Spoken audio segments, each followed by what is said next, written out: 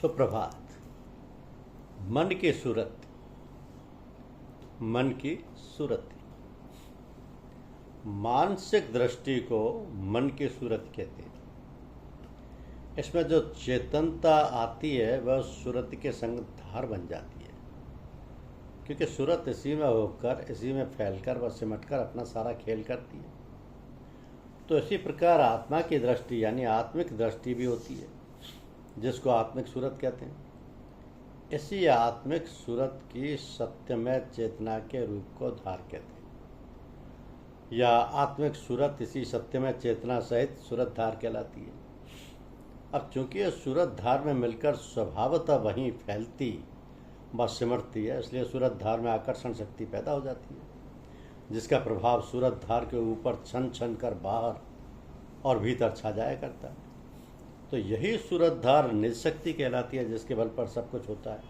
जब कोई दूसरी शक्ति इस सूरत धार के निकट आती है तो वह उसे शीघ्र ही अपनी उत्पन्न की हुई आकर्षण शक्ति द्वारा आत्मिक सूरत धार में खींचकर आत्मा के संग कर देती है। ये बात सर्वोच्च रूप से यहाँ जान लेना है कि अपनी सूरत धार में ठीक इसी प्रकार कार्य होता है और उसमें भी आकर्षण शक्ति होती है। तो आत्मिक सूरत धार की आकर्षण शक्ति को ही आत्मा की आकर्षण शक्ति कहते हैं।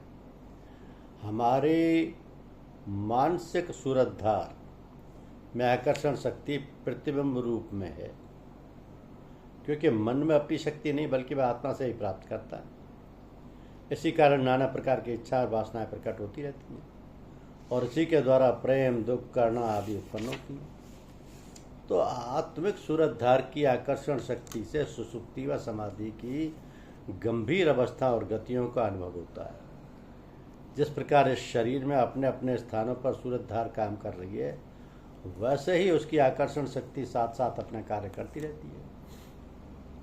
ठीक इसी प्रकार इस शरीर के बाहर ब्रह्मांड और ब्रह्मांड के परे भी इसी तरह वहाँ से संबंधित सूरत धार अपनी अपनी आकर्षण शक्तियों सहित कार्य करती रहती है।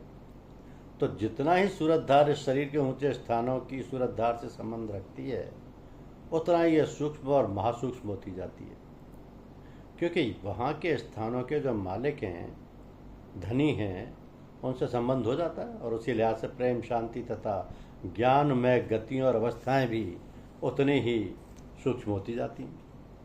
तो अपनी मानसिक सूरत जब आत्मिक सूरत धार की आकर्षण शक्ति में खिंचकर उसी में समाने लगती है, तो उसी आकर्षण से डूबने की राह को प्रेम का सत्य पथ कहते हैं, जहाँ प्रेम और भक्ति का मार्ग है। इसी को जज्जु का रास्ता भी कहते हैं। यही उलट धार या ब्रह्म विद्या का मार्ग है।